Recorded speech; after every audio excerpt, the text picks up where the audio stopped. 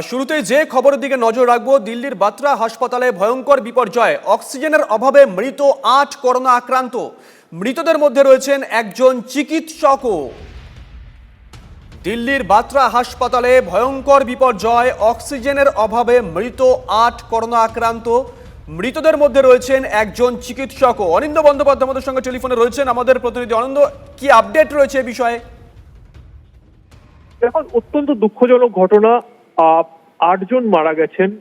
এটা হয়েছে কালকে রাত্রে, আমরা জানতে পেরেছি।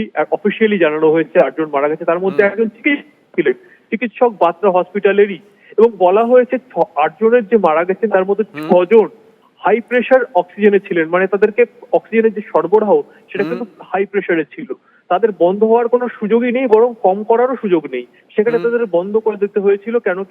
কারণ তাদের কাছে কোনো অক্সিজেনের সাপ্লাই ছিল না। যতক্ষণে অক্সিজেনের গাড়ি এসেছিল ততক্ষণ অনেক দেরি হয়ে গেছিল। মর্মান্তিক ঘটনা। ধন্যবাদ অনিন্দ। অক্সিজেনের অভাবে ৮ করোনা আক্রান্তের মৃত্যু। বাত্রা হাসপাতাল কর্তৃপক্ষ বলছেন, দেশের রাজধানীতে যদি এই হাল হয় তাহলে বাকি রাজ্যের কি অবস্থা? ऑक्सीजन आई यहाँ पर तब तक हमारे 8 पेशेंट नहीं रहे। मतलब हम सही मैं बता रहा हूं कि इतना दुखी वो नहीं है। कोई पेशेंट अच्छा हो सकता है, हमारे खुद के डॉक्टर, कोई पेशेंट अच्छा हो सकता है और पेशेंट इसलिए ठीक नहीं हो रहा है उसके पास ऑक्सीजन नहीं। शर्म की बात है भाई, राजधानी है दिल्ली की, हमारे यहाँ ये हालत है तो आप पूरे देश का इमेजिन कर सकते हैं वहां क्या होगा। অক্সিজেনের অভাবে দম বন্ধ হয়ে যাচ্ছে দিল্লির। অক্সিজেনের অভাবে রোগীর মৃত্যু হচ্ছে।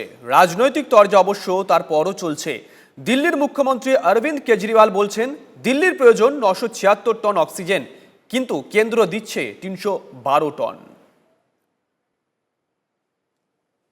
ऑक्सीजन की बहुत ज़्यादा परेशानी हो रही है। आज भी मतलब चारों तरफ अस्पतालों से SOS आ रहे हैं, इस अस्पताल की ख़त्म हो गई, इसकी 1 घंटे की बच गई, उसकी आधे घंटे की बच गई। बहुत ज़्यादा मुश्किल हालात पैदा होते जा रहे हैं। अब 976 टन ऑक्सीजन की ज़रूरत है, उसके अगेंस्ट में अगर 312 टन ऑक्सीजन हमें दिल्ली को दी जाएगी तो कैसे काम चलेगा? आज सारे अस्पतालों के अंदर हाहाकार मचा हुआ है। कई अस्पतालों ने बोला है कि उनको अपने पेशेंट्स निकालने पड़ेंगे, तो दिल्ली को ऑक्सीजन चाहिए। तो मेरी सब लोगों से हाथ जोड़ के, जो भी सुन रहा है ये और जिसके हाथ में डिसीजन लेना है, सबसे हाथ जोड़ के विनती है कि हमारे दिल्ली को ऑक्सीजन चाहिए, हमें ऑक्सीजन दीजिए।